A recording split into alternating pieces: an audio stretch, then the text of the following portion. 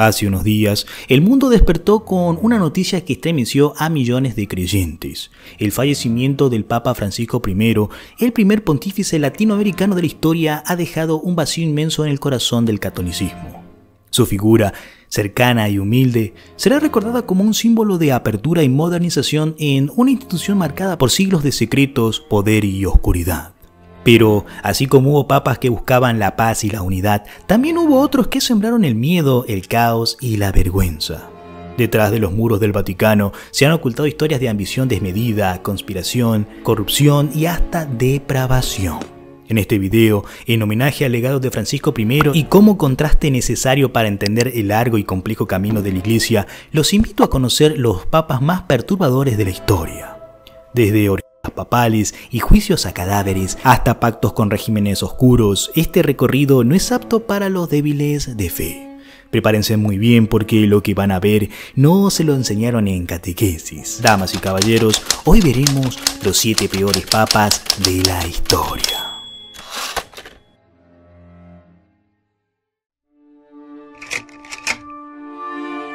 En lo más profundo de la Edad Media, cuando la penumbra moral cubría Europa y el papado se debatía entre la santidad y la corrupción absoluta, ascendía al trono de San Pedro uno de los pontífices más infames de todos los tiempos, Sergio III. Su papado marcó el inicio de una era tan oscura que los historiadores la bautizaron con un nombre que suena a maldición: la pornocracia.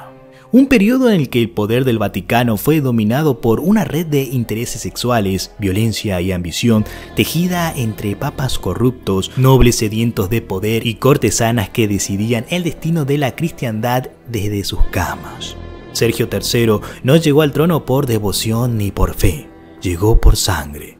Ordenó el asesinato del papa anterior, Cristóbal, para usurpar su lugar. Así comenzó un reinado en el que el pecado no era una debilidad, sino una herramienta de gobierno.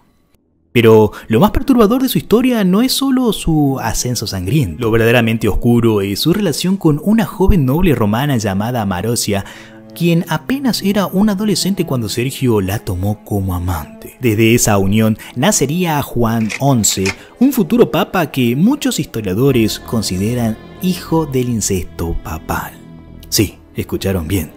El hombre que debía ser el guía moral de la cristiandad, el representante de Dios en la tierra, mantenía una relación con una menor de edad, relación que derivó en un heredero ilegítimo del mismísimo trono papal. Durante su papado, Sergio III restableció el culto al poder absoluto, persiguió enemigos públicos, excomulgó opositores y vivió rodeado de lujos mientras Europa se desangraba. Para algunos cronistas, fue una figura clave en la prostitución del papado. Su legado: una iglesia que durante décadas estuvo controlada desde la alcoba de una familia romana decadente y un recuerdo imborrable de hasta dónde puede caer el poder cuando se alimenta de deseo y corrupción. Comenzamos esta lista con un papa que no solo pecó, sino que hizo que el pecado fuera una forma de gobierno.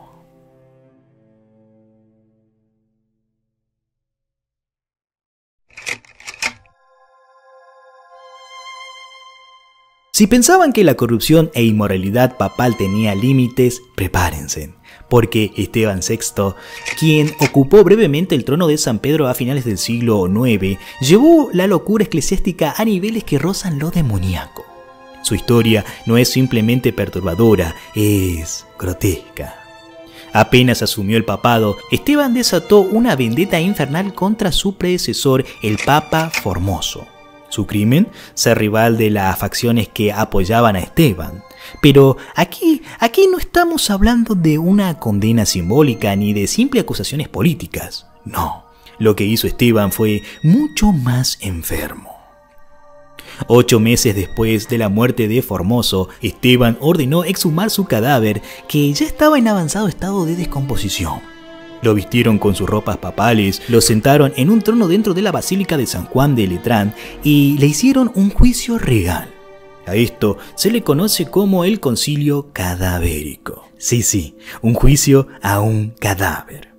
Ante los ojos horrorizados del clero y los fieles, el cadáver putefacto de Formoso fue interrogado, acusado de haber ascendido ilícitamente al papado y declarado culpable.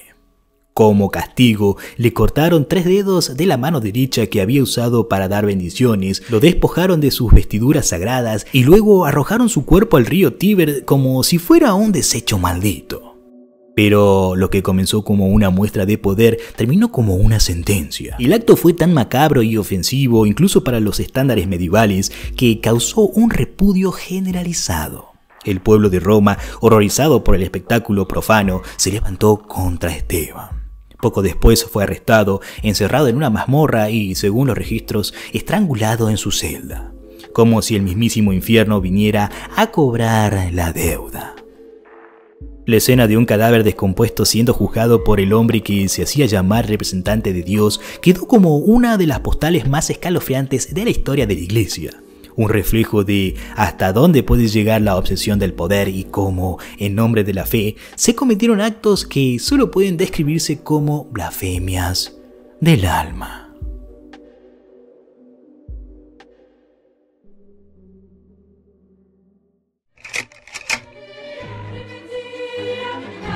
Si algo nos ha enseñado la historia es que no todos los que portan una cruz lo hacen por compasión. Y el caso del Papa Urbano VI lo confirma de manera escalofriante. Su papado no solo desató un cisma en la iglesia que dividió a Europa durante décadas, sino que su conducta, su carácter y sus actos lo convirtieron en uno de los pontífices más perturbadores de lo que se tenga registro. Desde el momento en el que fue elegido, Urbano VI demostró una personalidad violenta, colérica y absolutamente impredecible. Dicen las crónicas que sus arrebatos eran tan brutales que llegaba a golpear con los puños la mesa del concilio, gritándole a sus cardenales por nimiedades o incluso por diferencias teológicas menores. Algunos testimonios afirman que solía insultar, humillar y amenazar con torturas a quienes lo contradecían. Y no estamos hablando de rumores infundados, existen registros documentados de su comportamiento. Pero lo más oscuro llegó cuando algunos cardenales, hartos de sus abusos, intentaron deponerlo. En represalia, Urbano capturó a varios de ellos y lo que ocurrió después es tan enfermo como verídico. Ordenó torturar brutalmente a 5 cardenales por traición. Los hizo colgar de cabeza abajo, los golpearon con mazos, les desgarraron la piel con hierros al rojo vivo y finalmente los ejecutó sin juicio ni piedad. Todo esto mientras, según algunas fuentes, Urbano se regodeaba escuchando sus gritos desde las estancias del Vaticano. Este mismo hombre que predicaba la palabra de Cristo no mostró ni una sombra de remordimiento. Para él, la sangre derramada era justicia divina. Pero su locura no terminó allí. Urbano desconfiaba de todos, veía enemigos incluso entre sus propios aliados y sus decisiones eran erráticas y peligrosas.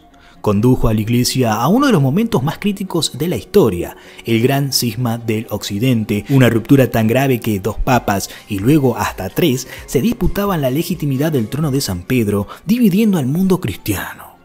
Lo más perturbador de todo es que durante su pontificado no parecía haber ningún freno de su demencia. Murió en 1389, aislado y odiado por muchos dentro del Vaticano, pero sin haber pagado nunca por sus crímenes. Cuando recordamos que estos hombres eran considerados representantes de Dios en la tierra, no podemos evitar estremecernos. Porque si alguien como Urbano VI llegó a ese punto, ¿cuántos otros como él caminaron por los pasillos del poder sagrado sin que jamás sepamos toda la verdad?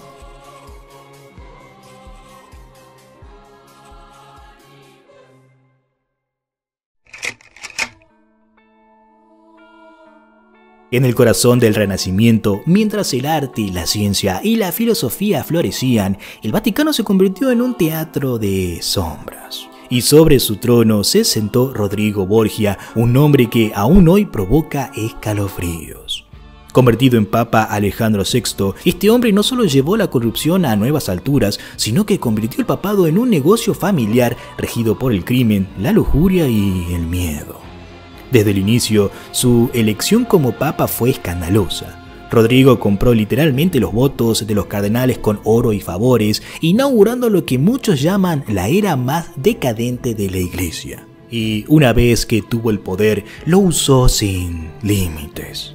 Alejandro VI tuvo múltiples amantes, algo que la iglesia por supuesto prohibía, y al menos 8 hijos ilegítimos, incluyendo a los tristemente célebres César y Lucrecia Borgia. Pero estos hijos no crecieron en las sombras. Fueron colocados en cargos de poder, protegidos por la túnica sagrada del papado y utilizados como piezas en un tablero de sangre y ambición. Las fiestas en el Vaticano durante su pontificado eran orgías encubiertas en eventos religiosos en los que corría el vino, la carne y el sexo desenfrenado.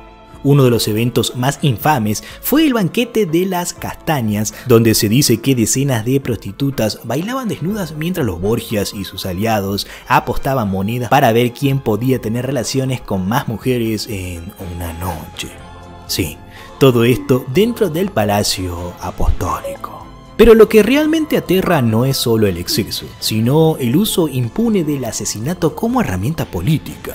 Los Borgias, con la bendición de Alejandro, mandaban a envenenar sus rivales, cardenales rebeldes e incluso a familias que ya no les eran útiles. Se dice que el Papa mantenía frascos de veneno en sus aposentos y que incluso murió víctima de uno de sus propios complots, confundido con otra persona a la que se suponía debía eliminar.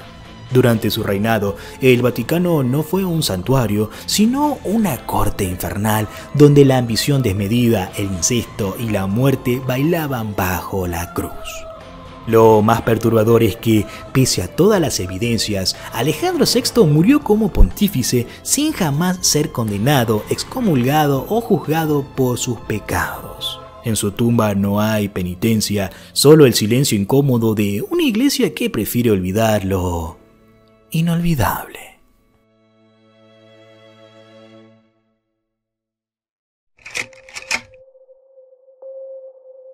Hay papas polémicos, papas corruptos y después está Benedicto IX, un papa tan escandaloso que fue elegido 3 veces, derrocado 2 veces y que vendió el trono de San Pedro como si fuera una propiedad personal. Corría el año 1032. Europa era un caos medieval y el Vaticano un juguete en manos de las familias nobles. Con tan solo 11 años de edad, Teofilato de Tusculum fue colocado como papa por la influencia de su poderosa familia. Así, un niño malcriado, sin fe, sin formación y sin ningún sentido de la moral cristiana se convirtió en el vicario de Cristo. Lo que siguió fue una debacle sacada de un grimorio profano.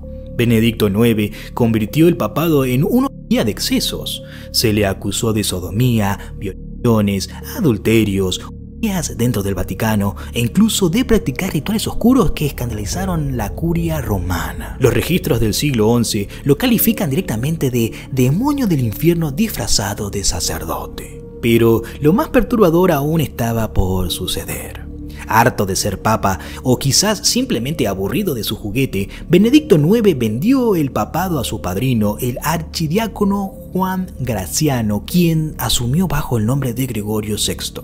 El precio, 1500 libras de plata. Así, por primera y única vez en la historia, el trono de San Pedro fue vendido como una propiedad privada.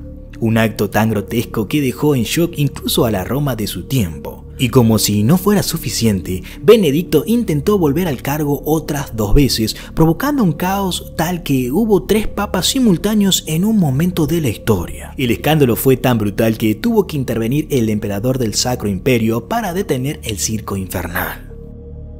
Lo que más estremece no es solo la corrupción o la inmoralidad de este individuo. Lo que hiela la sangre es la idea de que un joven sin escrúpulos, sin vocación y con una reputación comparable a la de un emperador degenerado romano, pudo gobernar la iglesia durante años sin ser jamás juzgado por sus crímenes. Nadie sabe con certeza cómo murió Benedicto IX. Algunos dicen que se retiró a un monasterio, otros que fue devorado por sus propios demonios. Lo único cierto es que su figura quedó grabada como una de las más siniestras y vergonzosas que jamás haya portado la tira papal.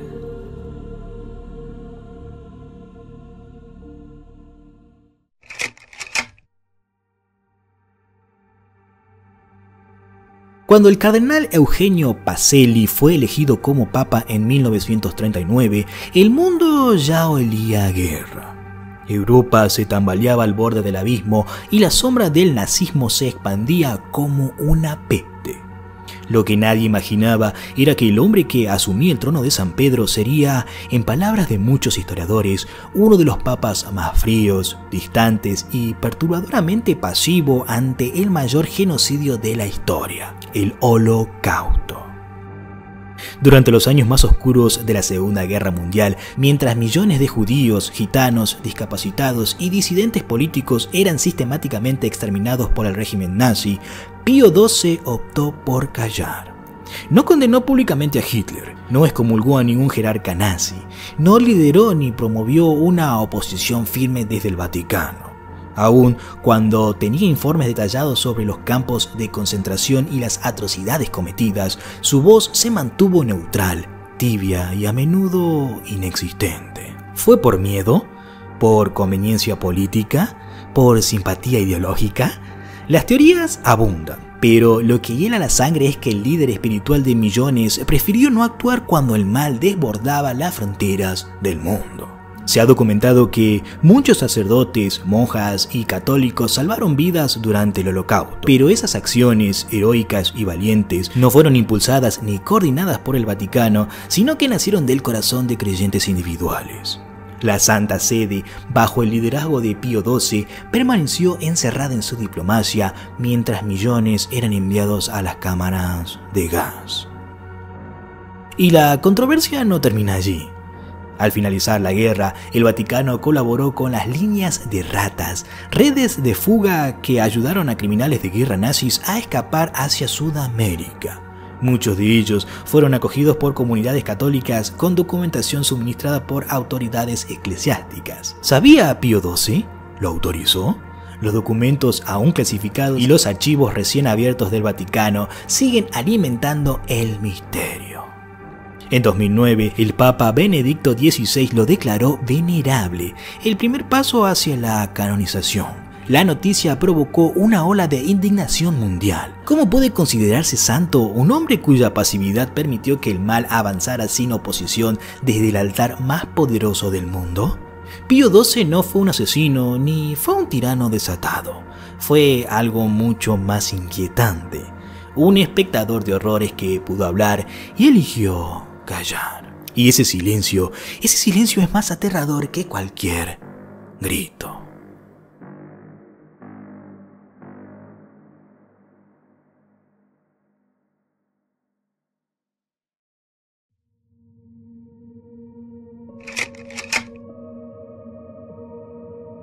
Imaginemos por un momento que el Papa fuera un adolescente, un chico de apenas 18 años colocado al mando de la iglesia más por razones políticas que espirituales. Ahora, imaginemos que ese chico no era un joven piadoso ni inocente, sino un sádico, depravado y descontrolado que convirtió el Vaticano en un burdel y su papado en un culto al caos.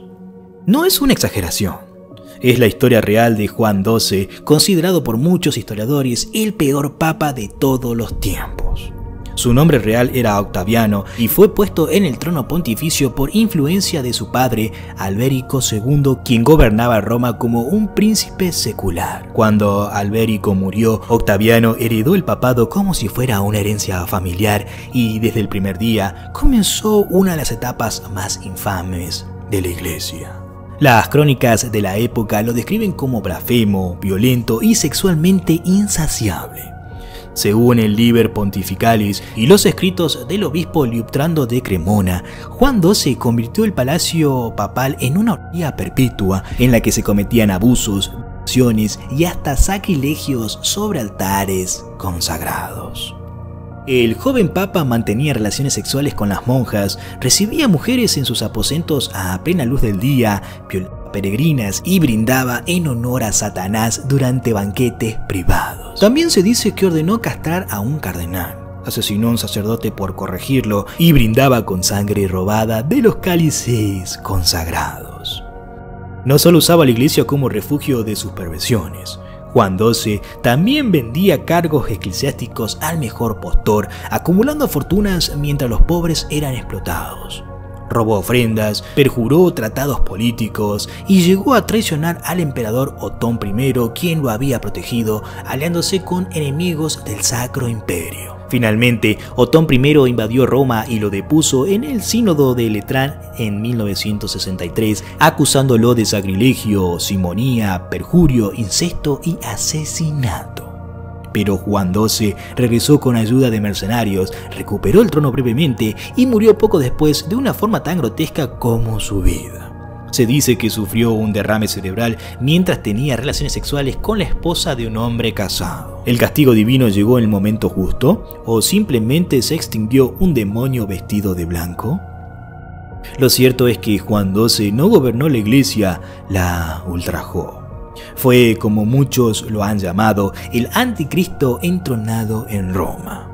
Su reinado dejó una mancha tan negra en la historia eclesiástica que ni los siglos ni las excusas pudieron borrarla. En un tiempo de barbarie, él fue la barbarie condenada. Si el video te gustó, por favor dale un pulgar arriba y compártelo con un amigo. Si es la primera vez que ves un video mío, por favor suscríbete y activa la campanita para que estés atento a todos mis videos. En la caja de comentarios estarán mis redes sociales, agrégame si quieres, sobre todo en TikTok e Instagram, que estoy subiendo uno que otro reel. También está el link de Discord, pero está un poco inactivo, así que si quieren que lo reactivemos, únanse. Nos estaremos viendo en un próximo video. Mi nombre es Don T y te deseo muy buenas noches.